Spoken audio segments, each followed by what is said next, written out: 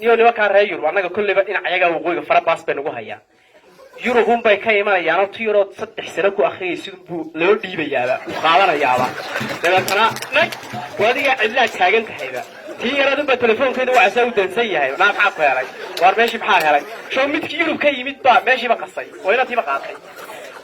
kaga Yurub ka yimaada maba isku hawlaanba shantadu bay soo qaataan argeysa iyo burcuma dhex yimaadaan dadna mid toogu camal loo dhiibaa iyagoo laba hadalba hada ma garan marka niyo nimankaas dib badan naga qabsatay oo wayna wada dhaawaceen qolyaha iyaga dhalinyarada ahayd oo habeen walba midba tiisiyada laga dhacaa deebtana baasayar baan calaysan ka tiri marka qolyihii reer Yurub hadii nala jooga raalle aada niyo baash xaqaas ku tiriya xaq ku tirinay anigu wadayba raaw anigu baasha qurbo oo dhan maagaya markaas hadana iyaga gaar waa baarayaayo marka daarigii baa imika qurbihii mid oo macaanay soo galaysa baasha iska raalle qolyihii reer Yurub hadii nala jooga waxaan adoo soo qaata cayd war calaysna tuyar bay la dhaceen moog waxaan adoo soo qaata cayd adoo soo qodo xabaal aniga reer Yurub baxshiye qaaraan yar adoo ku nool adoo qolqolada masaxa qarmuunka iyo suuliyada sidii qotidii adoo qasaala dharkooda reer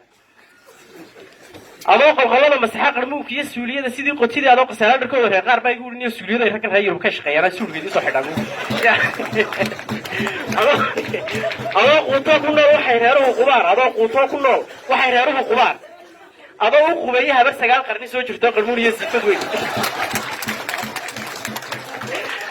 qol suuli la moodo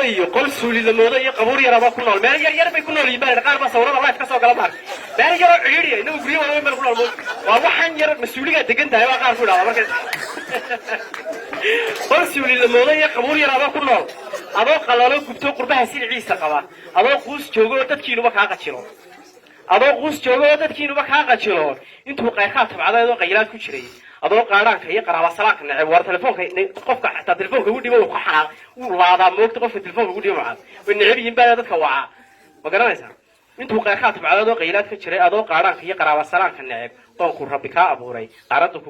kugu beeray eebe adoo ka qashaafay dadka bay qariiraa adoo qarnigaagi tagay qoonka la facay waxay inta fasax qaadato dhulkii soo qabatay dad qaraxyo noo sheegataa qareen baa sheegatay qurbaha waligii jiro quruumadan maamulada dunyada qiimo ku leh hadda waa kii suuliyo shaqay jiray qareen baa sheegatay quruumadan maamulada dunyada qiimo ku leh adoo qardafeeyay baa Quraysh soo guursataa ilaa qolfaf buu noqday kiniin baa qaleedataa yaa rabbi ilaa qolfaf buu noqday kiniin baa qaleedataa ee baalgaana ku jirta waxa qulubta jacayl ilaa qarni soo jiro waxa qalada habla ilaa qarash baad sidee dad baad kala qaybisaa qowli ahdi meel dhigto qarnaas caashaq oo xiran tu yaro jacaylka 7 sano ku akhriyaysin bal lacag yar la tusaya mood wallahi bay ka tahay dumarkana baashaas laga raacay